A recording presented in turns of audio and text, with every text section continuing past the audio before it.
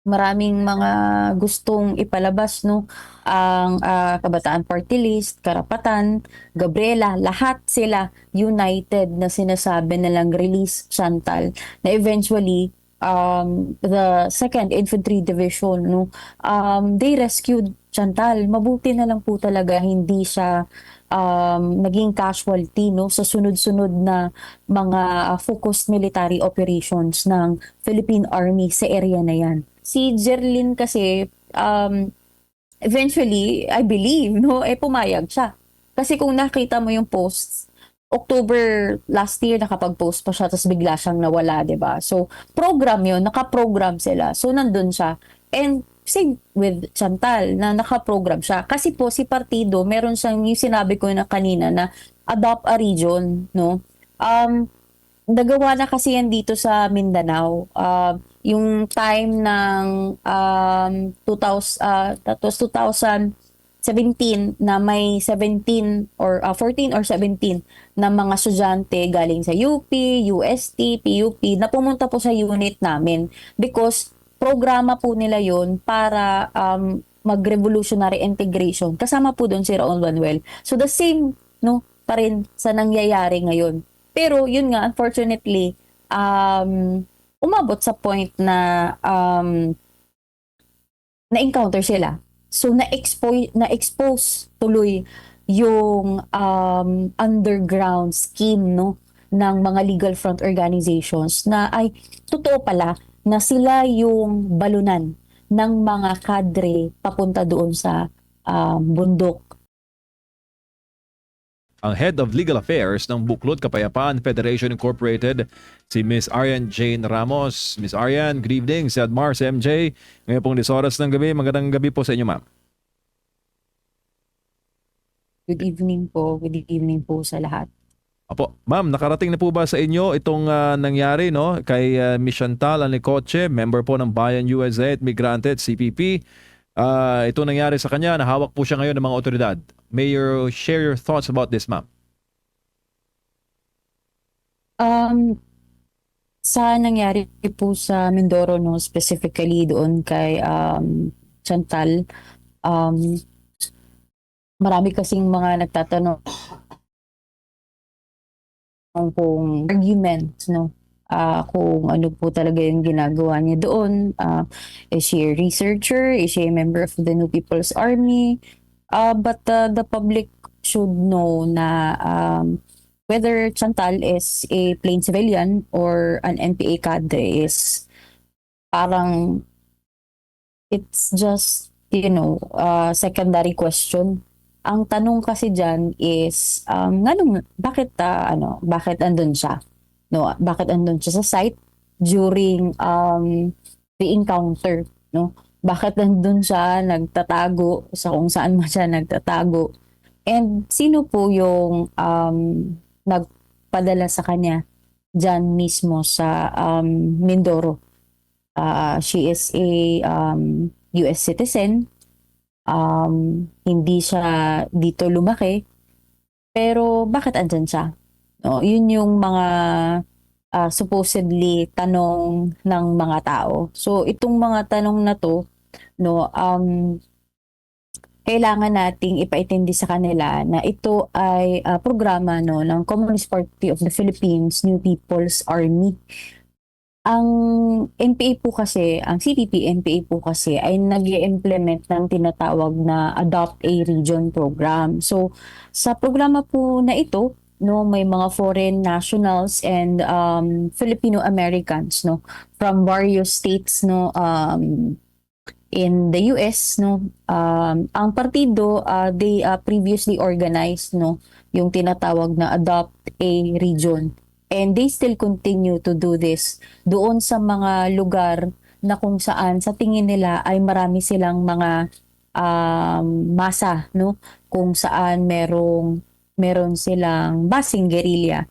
So the party, no, assigned to adopt specific regional formation. So support is rendered in various forms including propaganda work, fundraising, exposure missions, and direct revolutionary integration. So what happened to Chantal and of course Jerlyn, no? kasali sila doon sa Revolutionary Integration Program ng partido, no? Kung sasabihin nating revolutionary integration, ito yung pupunta ka sa bundok para totoo yun, no? Makipamuhay ka sa communities, magtatanong ka, no, yung tinatawag na social investigation and class analysis, yung SICA. Nababanggit yan ng mga aktivista ngayon. But essentially, what they are doing is knowing the situation of the people, yung mga indigenous peoples or mga farmers doon sa particular na lugar na yun sa Mindoro, pero kasama po nila ang New People's Army. Hindi ka po makakapasok doon sa NPA kung wala ka pong koneksyon sa NPA. Hindi po basta-basta tumatanggap ang New People's Army kung hindi ka po membro ng Communist Party of the Philippines o membro ng underground mass organization ng CPP, NPA, NDF. So, sa ganun pa lang na situation, alam na natin na um, may malinaw na koneksyon ang mga legal front organization sa nangyayari. So, as of now, maraming mga gustong ipalabas, no, ang Kabataan Party List, Karapatan, Gabriela, lahat sila united na sinasabi nilang release Chantal, na eventually the 2nd Infantry Division, no, they rescued Chantal. Mabuti na lang po talaga hindi siya naging casualty, no, sa sunod-sunod na mga focused military operations ng Philippine Army sa area na yan. So ngayon, ibabalik lang din natin, sino ba dapat ang accountable? Wala po tayong ibang pwedeng sisihin. Sino yung nagpapasok sa kanya doon? Sinasabi nila na migrante ang nagpapasok sa kanya. Then, we file a complaint and make migrante accountable the same way as make Kabataan Party List no, accountable sa nangyari kay Jerlyn. Opo, ma'am, dito po sa sinasabing immersion, no? Pagkaakyat po sa bundok, automatic po ba pag immersion hawak agad ang baril o yun lang, yung nag-a-adjust lang sila sa buhay bundok? It depends, no? Usually po kasi sa mga unit, pag marami silang mga armas, lalo na po na, for example, hindi po talaga, nagdodoble-doble na yung armas. You are tasked, no, to bear arms. So, hindi ka pwedeng magsabi na, pwede mo namang sabihin na hindi ka pwedeng hawak ng armas. Pero kung nandun ka sa loob to protect yourself, you're obliged, no? Parang magiging obligado ka na kailangan mong humawak ng armas. Kasi nga, nandun ka sa loob ng unit. Kasi yung immersion na yun, hindi yun parang nandun ka lang, sama-sama ka lang sa kanila. The fact that it is an immersion, it is for you to experience the life of the New People's Army. Kasi yung time na andun ka sa loob, it is for you to develop or chance na mas tumaas pa yung political consciousness mo para i-practice mo yung Marxism, Leninism, Maoism theory. So part talaga siya ng pagiging komunista, no? So yun yung isa sa mga programa ng CPP-NPA sa mga kabataang estudyante sa mga nasa urban na kung saan kailangan na matuto sila sa buhay doon sa bundok because ito nga yung cause na dinadala-dala nila doon sa streets, no, sa kalsada kung saan sila nagrarally. So compulsory ito, ma'am, especially kahit estudyante. Halimbawa, ma'am, hindi tayo nagtutukoy ng isang eskwelahan. Pero nababanggit kasi yung UP. Recently lang si Sir Jack Argota, yung Panateros Brothers na member na isang social media influencer. Inulan po ng batikos matapos niya sabihin na ano ba yung sa UP na yan? Meron bang major in NPA namumundok? Pag kahit estudyante ka, ma'am, pag pumasok ka sa Kilusan, active ka na estudyante ng UP, compulsory talaga na kayo aakyat po ng bundok para sa immersion. No choice ka. Hindi naman po. Syempre, una, let's clarify no, na not all students are engaged with the National Democratic Mass Organization, yung NATDEM. Mm. Hindi naman po lahat talaga ng mga taga-UP ay aktivista na ang leaning niya ay leaning doon sa Marxism, Leninism, Maoism theory. Kasi marami naman pong mga aktivista na hindi po talaga sumusuporta sa armadong pakikibaka. May mga rejectionist po tayong mga kakilala, mga kaibigan. At marami po tayong kakilalang mga aktivista na ayaw talaga nila sa CPP, NP, NDF, and also they recognize no, the link of the legal front organizations sa CPP. Siguro for the sake of argument, no, kasi syempre yung iba hindi sila educated doon sa kung ano talaga yung operations ng CPP, NP, NDF sa mga universities and sa mga state universities and colleges. So si UP bilang bannering university na kung saan napakaraming mga estudyante ang mga nagiging aktivista historically speaking no from 1970s lalong-lalo na sa panahon ni Ferdinand Marcos Sr. Balunan talaga yun no ng aktivismo na kung saan malalim yung malalim na nakaugat ang CPP-NPA no sa University of the Philippines. I am a graduate no of the University of the Philippines. So masasabi ko na majority ng hindi po lahat no hindi po lahat nabibilang lang sa kamay yung mga estudyante na nagiging aktivista at mga left-leaning activists. Unfortunately, yung iba kasi they know the doctrine, no? Alam nila kasi simula pa lang na nabigyan sila ng MKLRP, yung Maikling Puso ng Lipunan at Rebolusyong Pilipino ng Araling Aktivista, PADEPA in general. Meron na kasing sinisilsil doon ang indoctrination na yun about activism and activism na kung saan ano yung patutunguhan niya. Meron ng mga ganong introduction. And eventually, kung aktivista ka and nakakita ng partido ng mga members ng underground mass organization na you are very active, na wala kang absent sa rally, you are very vocal against the government, etc. etc.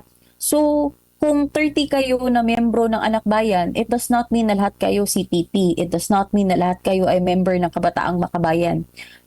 Nabibilang lang yan sa kamay, no? So yun yung problema kasi yung mga gustong baguhin ng gobyerno because they are influenced no by the CPP, NP, NDF ideology, even if yung iba knowingly no, pero yung iba unknowingly because yun nga doon sila naniwala.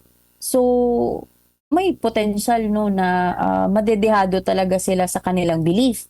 So yung mga members ng underground mass organization, kunwari 5 sila ng mga Anak Bayan or Kabataan Party List, sasalain pa yan kung sino yung pwedeng maging membro ng Communist Party of the Philippines, no? So kung sa tingin nila, pwede itong maging leader because nakikitaan natin na isa siyang potensyal no, na leader o kadre ng CPP.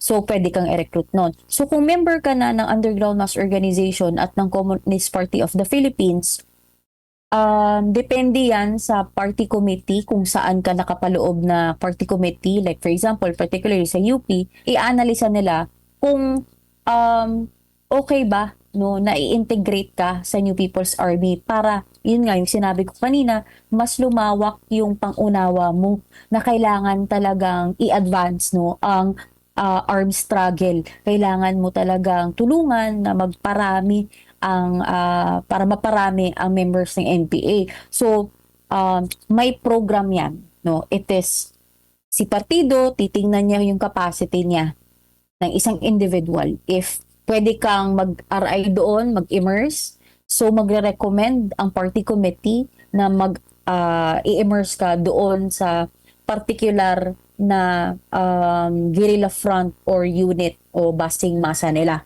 So, nasa sayo yan kung papayag ka or hindi. Hindi ka pinipilit, no? Hindi ka pinipilit. Kung ayaw mo talagang pumunta dun sa bundok, gusto mo lang talaga na dito ka lang sa urban sa syudad, no, nagrarally, post-post diyan, comment-comment para sa Facebook about blah blah blah blah. So doon ka. Pero si Jerlyn kasi eventually, I believe, no, pumayag siya. Kasi kung nakita mo yung posts, October last year nakapag-post pa siya tapos bigla siyang nawala, 'di ba? So, program 'yun, naka-program sila. So, nandun siya. And same with Chantal na naka-program siya. Kasi po si partido, meron siyang yung sinabi ko na kanina na adopt a region, no? Nagawa na kasi yan dito sa Mindanao.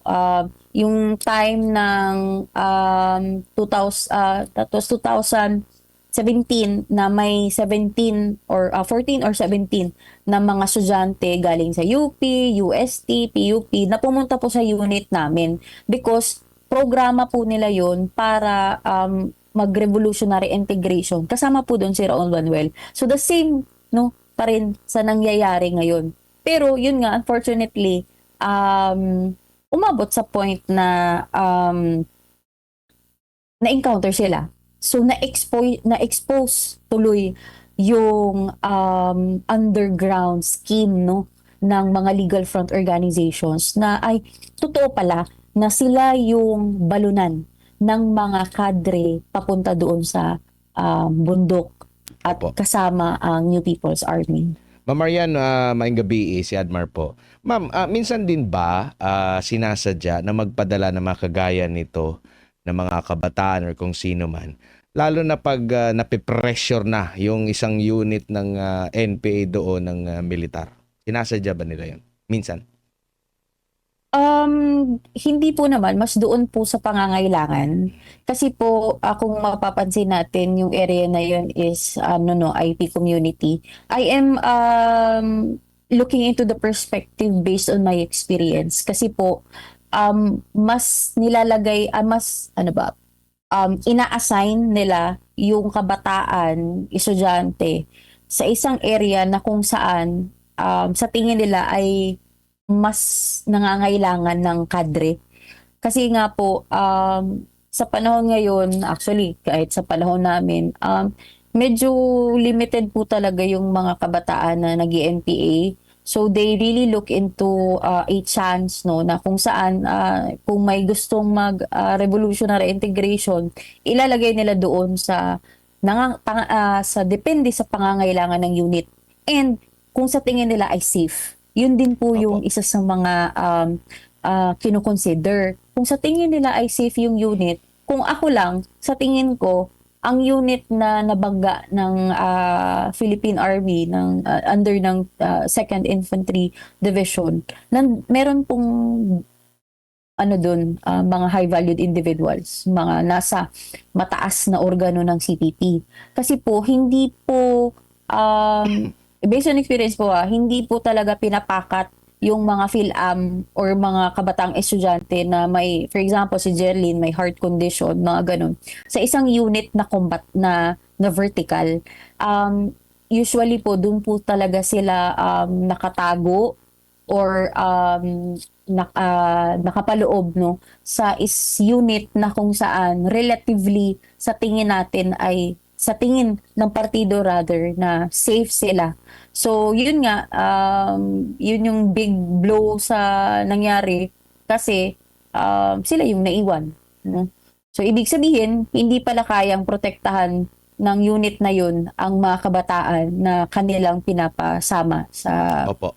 kanilang hanay. Opo, pero usual din po ba ma'am na panahon ng kagaya nito na marami ding nagtataka, anong ginagawa ng mga kabataan doon? Nangyari pa yung bakbakan January 1. So, panahon yun ng holiday, even before pa siguro, natimbrehan na. Anong ginagawa doon? Kasi may sinasabi nito mismo sa kabataan na parang lumalabas na nag-OJT doon yung si Doydora, si Jerlyn. Kasi nga, di ba, meron tong sa mga, sa IP doon. Common ba yan?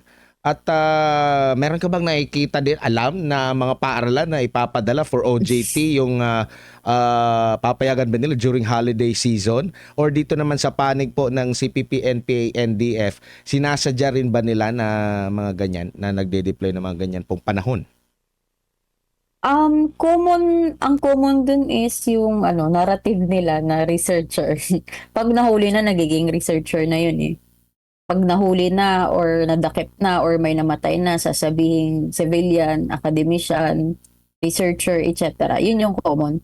Pero ang totoo, kung mapapansin ay kung babalikan kasi natin, December 26 is the anniversary of the Communist Party of the Philippines, and nag-declare ng unilateral ceasefire ang CPP-NPA. So, siguro medyo complacent sila because nagpapasok sila ng mga bisita nila to witness or celebrate the 57th anniversary of the CPP. So masasabi natin na um, baka pinasok nila earlier to celebrate again the anniversary of the CPP, tapos sinama nila sa kanilang bali ano na lang yun, nag-extend na for revolutionary integration. Kaya ano lang, yun nga, for me ano yun eh, it's a weakness ng party. Bakit ganun yung nangyari? Ibig Opo. sabihin, parang sa akin lang din po, on the other side of the story, it's a positive thing even if yun nga, it's very unfortunate at namatay si Jerlyn. But it's a positive thing dahil nakita natin na sa area pala na yun, may mas malaki palang support ang gobyerno kaysa sa NPA, because hindi yun mangyayari kung wala pong suporta ng mga masa, ng mga indigenous peoples, ng mga mangyan, no, doon sa particular na lugar na yun. Opo, ma'am, baka nakalimutan ko lang po, ma'am, kaya i-clarify ko lang po. Kasi naalala ko po na yung kwento ba yun ni Christian nung nadakip siya, yung mga makakaliwang grupo talagang panay yung press release na parang kagaya nitong sa panahon ni Chantal na nakita ko pa nga si sino yung congressman pa ngayon nung ano na nandoon sa harap ng Aguinaldo ba yun na free Chantal yung ano. Grabe yung ano nila, suporta nila. Tama ba yun, ma'am? Si Christian ba yun? Tapos kalaunan, nagbalik loob yun si Christian na ano, sinusuportahan nila. Tama ba yun? Na story? Um, yung story ni Christian Sabado ba, if I'm not mistaken? Yes po, ma'am. Opo. Naalala ko kasi dati noong nahuli siya, 'di ba? Nahuli sila, Mm. na-capture sila ng sundalo. Panay yung ano na free, ganito, ganito, Opo. ganyan. At hindi yan ano, hindi yan NP, hindi yan ano, pero mismong si Christian ang nagsabi na ano, tapos nagbalik loob po siya. So nabanggit mo rin kasi kanina, ma'am, na common na pag nahuli, sinasabi agad nitong Opo. mga grupo na ito, na mga researcher, nag-OJT, nandun lang yan para tumulong sa komunidad po. Opo, yun nga, ano na siya, format na siya nung na kapag may mahuli, because yun na lang yung kaya nilang gawin kasi ang partido kasi yun nga, 'di ba, merong parliamentary and armed struggle, and ano na yan, mga standard operating procedure na kung saan kung may mga kasama na nahuhuli sa encounter, they will really project it na ay researcher lang yan, karapatan yan ng isang estudyante, ng kapataang estudyante na maniliksik doon sa kabundukan, bla bla bla bla bla, mga ganun. um, Ginagawa nila yun kasi again, yun na lang yung kaya nilang gawin, no, and they will capitalize that issue para po gumawa ng imahe na kung saan sa tingin nila ay malilegitimize yung mga ginagawa ng mga kabataan na pumupunta sa bundok. So, kung nakikita nyo ngayon, 'di ba, ginagamit nila yung issue ni Chantal, ni Jerlyn na it's a human rights violation. Walang kasalanan sila. Hindi sila members ng Communist Party of the Philippines, etc., etc. So, ang nangyayari, gumagawa sila ng senaryo para ipakita na ang AFP ay mga berdugo, mga mamatay tao, ang gobyerno, walang ay ganun. So, by utilizing that scenario, nagkakapera din po sila. Kung napapansin natin, 'di ba, sa mga social media, ngayon makikita mo, mersenaryo ang AFP, release Chantal, posti siya para kay Jerlyn, tapos may QR code. 'Di ba? Nakalagay doon, donate, no, for to support our fact-finding mission in Mindoro. Tapos, mas malaki yung nakukuha nilang support, lalo na ngayon kasi si Chantal ay isa sa mga produkto ng International Solidarity Work ng CPP-NPA. So ngayon, sasabihin na naman nila na merong ano dyan, US citizen. So maghahanap na naman sila ng um, mga uh, mga kaibigan or mga organizations, no, sa ibang bansa. So magwo-work na naman yung International Solidarity ano nila, mission nila, tapos makakapag-generate na naman sila ng funds. So ganun lang yun. Everything na nangyayari, it positive man or negative man, the party will ensure that they will benefit, no, sa lahat ng nangyayari. So hindi dapat tayo maniwala na they are genuine, no, to help those people. Kasi kung tutuusin, hindi naman po lahat ng mga nadadakip, namamatay ay ganyan yung kampanya nila, no? May pinipili lang din po sila kung saan sa tingin nila ay may benepisyo sila. At nangyayari yan ngayon. Ang sampal lang sa mukha ngayon kasi ang Kabataan Party List po kasi yung unang na-expose. Na eventually, dapat ay mag-take ng action, no, ang COMELEC because historically speaking, pattern na kasi. Ang dami-dami na pong mga members ng Kabataan Party List, no, identified members ng Kabataan Party List. Even the mother of Jerlyn recognized that she is a member of Kabataan Party List na nag-NPA na namatay, no, sa encounter. Pero hanggang ngayon, nakaupo pa rin sa Kongreso, no? So that would be a challenge, no, sa gobyerno natin if they are really sincere, no, na alisin yung mga left-leaning Congress congressmen and women dyan sa ating Congress. Opo, and meron pong pahayag ang Army ngayon din, ma'am, na choice daw nitong si Chantal na magpabilin sa kamay po ng military official kasi maraming mga pahayag ngayon yung iba't ibang mga makakaliwang grupo at meron ding inirelease, no, kahapon ata ito ang 2nd Infantry Division na larawan kung saan ay makikita dito na nakangiti itong si Chantal. Kung pwede ba natin maipakita? Yung pinadala natin dyan. Nakangiti siya dito, yung nasa kaliwa po, pinakakaliwa, kung di ako nagkakamali, sa inyong screen. Ma'am Arian.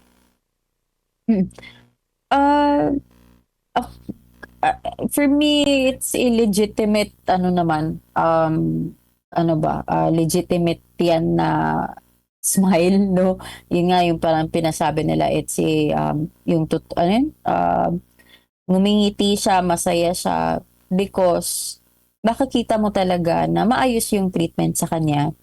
I would really say na it's genuine. Why? Because I am also captured. So, kung nandun ka po sa lugar na kung saan captured ka, tapos na kasama mo yung mga sundalo, and if they will treat you right, I would definitely say na kung tatanungin ka nila regarding sa condition mo and what are the possibilities na mangyayari sa iyo, hindi ka talaga nila pinipressure yung sinasabing under duress. No, they will also explain it to you, your conditions. And I believe, no, na genuine with consent yung pag-allow ni Chantal na magstay muna siya because para sa akin, siguro nakita niya kung ano po yung totoo talaga na ginagawa ng ating Armed Forces of the Philippines, ng Philippine Army, no?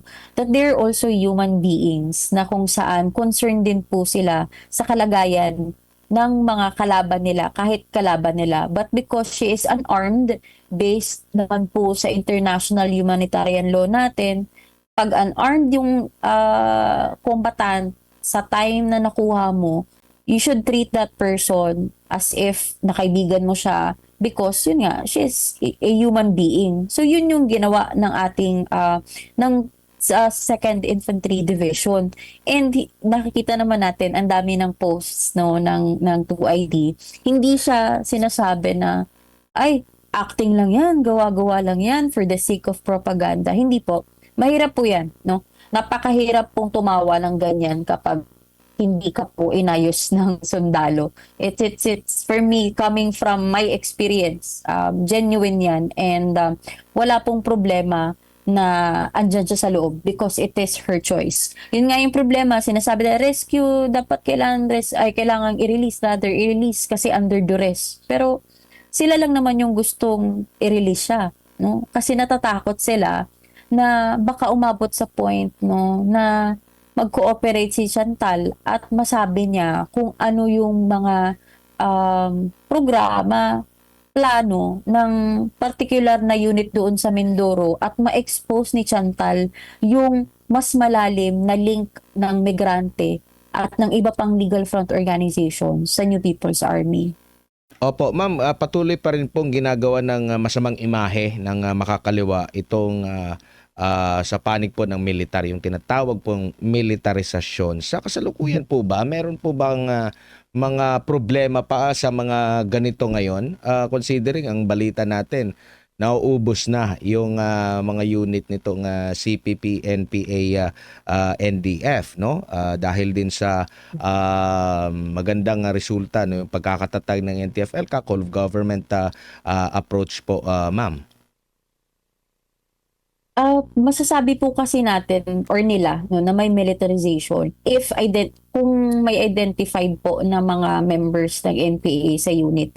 Ang sundalo naman po, hindi naman po sila pumupunta sa community kung wala pong presence ng NPA, and that is justifiable because yun nga, they are the armed forces of the Philippines. So you cannot rebut the fact na andyan sila.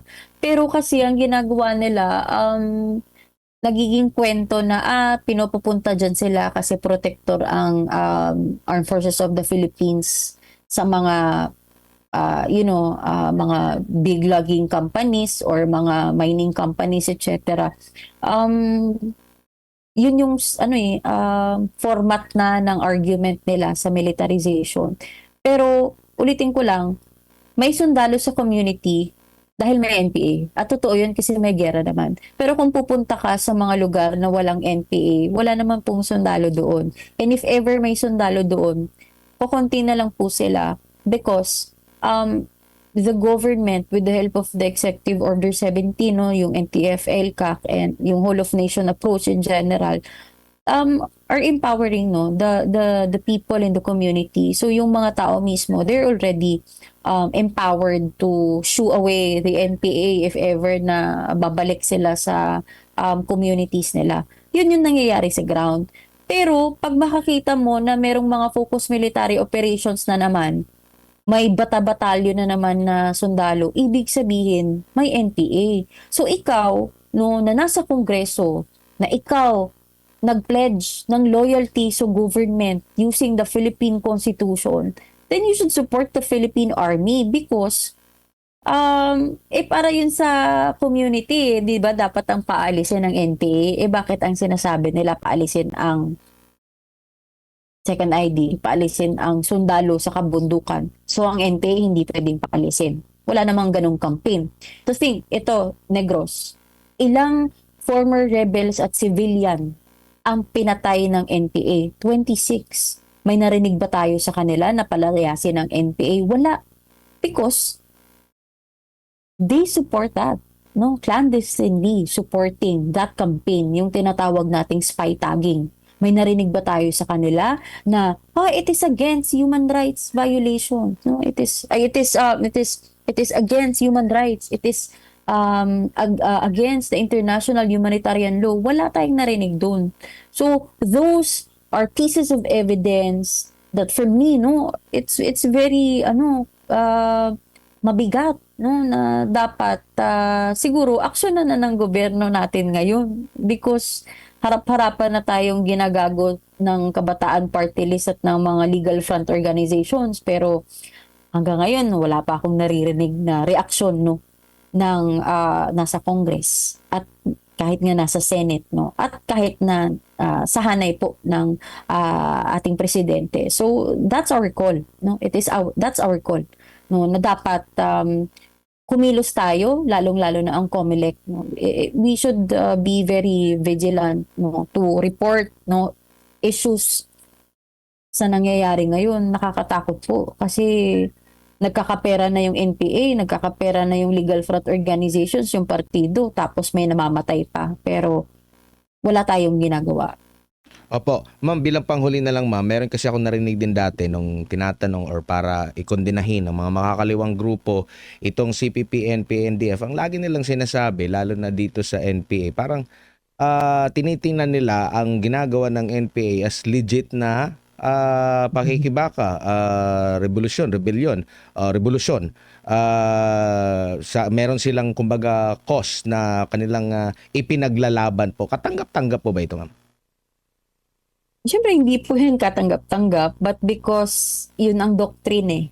Yun ang statement na pag merong magtatanong sa'yo kung ano yung stand mo sa NPA, you will not outrightly say na ayaw mo ng NPA, but you will justify na because there is corruption, that because may gutom, lack of support sa education, health services, etc., etc., you will justify, no, na dapat na parang ano ba, not directly or categorically saying that you support, pero hindi ka talaga magsasabi na na mali yung ginagawa ng NPA. So, kung nakakita mo sa kanilang mga statements, babalik doon sa kasi ang gobyerno, ganun, no? Kasi ang gobyerno, hindi nila tinutulungan yung mamamayang Pilipino kasi bulok yung sistema ng gobyerno, which is true for me. I mean, the system of the government now is very way back then, lalo na ngayon, no, it's very corrupt, it's very bureaucratic na hindi mo na maintindihan, ang dami-dami ng issues, and those are legitimate issues. However, why would you justify war, no? Why would you justify bearing arms? So okay lang sa'yo na may mamatay, no? Okay lang sa'yo na nagugutom, namamatay yung mga kabataang estudyante doon sa bundok na nag-armas, yung mga IT doon, yung mga farmers doon. Okay lang sa yun kasi hindi ka naman nagpumawak na armas kasi nandito ka nga sa syudad, 'di ba? But it is really, unfair for those na umabot sa point na kailangan nilang mag-armas because wala namang patutunguhan. Umabot na sila rather no ng 57 years. Pero saan na sila ngayon, no? Mas marami pang casualties, no, doon sa bundok, and dapat i-redirect, no, yung perspective na yun. Tayo, wala naman po tayong problema na mag-criticize sa government because we are really doing that. It is our constitutional right. However, yung defense na yun, orchestrated po yun ng Communist Party of the Philippines. Kaya nga, 'di ba, we are challenging them to condemn the NPA dahil napakaraming mga human rights violations ang NPA na alam nila pero hindi nila sinasabi because ginajustify pa nila na okay lang mag-armas. So yun po yung problema doon. So paano makakounter yun? Kailangan po nating magtulungan, lalong-lalo na po yung gobyerno na kailangan pumasa ng tamang bill, no, na maging law. Kailangan na tayong maghanap ng paraan na may panlaban tayo sa legal na pamamaraan, na hindi pwedeng puro lang tayo salita sa social media na wala namang legal effect against them. Nasistress lang tayo sa mga nonsense na mga political ba na mga commentaries ng ibang tao. Wala naman pong pangil yung laws natin against them. Opo. Ma'am Arian, maraming salamat. Dagang salamat sa imong oras o gigayon. Sa uulitin po, amping sa kanunay. Thank you, ma'am.